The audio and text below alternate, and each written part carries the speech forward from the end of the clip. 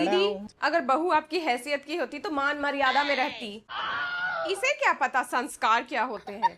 मेरे बर्तन को हाथ मत लगाया कर बहू, हम लोग सात्विक भोजन करने वाले लोग हैं। तुम्हारे वहाँ तो कोई तौर तरीका नहीं होता होगा। जी मम्मी जी, पर मैं तो बर्तन धो के स्टैंड पे लगा रही थी। रहने दो भाभी, आपसे जितनी दूरी रहे उतनी इस खानदान की साख और इज्जत के लिए अच्छा है। भैया की तो मती मारी गई थी, इतने बड़े बड़े खानदान के रिश्ते छोड़ इस फटेहाल खानदान में शादी कर ली। समाज में सिर उठाने लायक नहीं छोड़ा आपको। हाँ, तू ही बन जा इसकी सास, तू ही मार ले सारे ताने।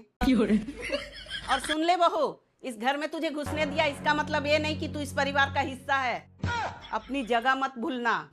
ये भगवान क्या जुल्म है। मम्मी, सुबह सुबह क्या शुरू हो गई आप? भाभी भी उसी कॉलेज से पढ़ी है जहाँ से भैया पढ़े हैं। अच्छा। वो कोई अनपढ़ या चोर उचक्की नहीं है, और हर बात पे उसके खानदान को बीच में लाना जरूरी है क्या मम्मी? तू चुप कर। अरे बाप रे, 4 किताबें क्या पढ़ ली, बड़ी समाज सुधारक बन रही है।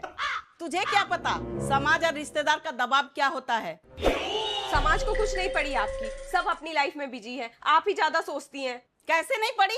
कल ही पड़ोस वाले शर्मा जी पूछ रहे थे कि बहू किस खानदान से है। मैंने भी कह दिया कि अनाथालय से ले आए, कम से कम इज्जत तो बची रहेगी। ए भगवान मुझे उठा ले। इनके लेवल का रहन सहन देखा है कभी दीदी? कोई सलीका ही नहीं। अब यहाँ आकर राज कर रही है, इसकी तो किस्मत चमक गई। 7 जन्म के पुण्य जो मिल गया है इसे। हाँ, तू तो ऐसे बोल रही है जैसे खुद अम्बानी के खानदान से है।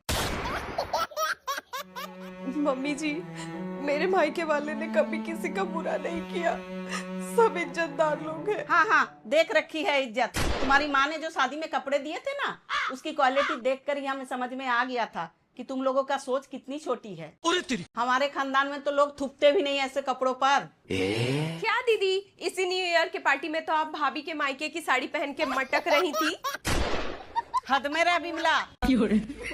बस करो मम्मी, हद होती है किसी को टॉर्चर करने की। अब क्या आप कपड़ों की क्वालिटी से इंसान की औकात को नापोगी? भैया को तो कोई दिक्कत नहीं है भाभी के बैकग्राउंड से, फिर आपको कौन सा कीड़ा काट रहा है? क्या बोला तूने? पक्का बुआ ने ही कान भरे होंगे। बुआ से कम बात किया करो। लेकिन एक सेकंड, तू इतना क्यों भाभी का साइड ले रही हो?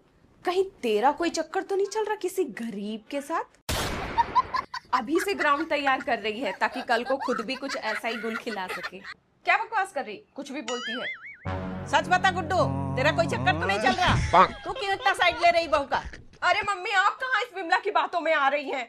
मैं तो सिर्फ इसलिए बोल रही हूँ क्योंकि आप लोगों ने भाभी का जीना हराम करके रखा है।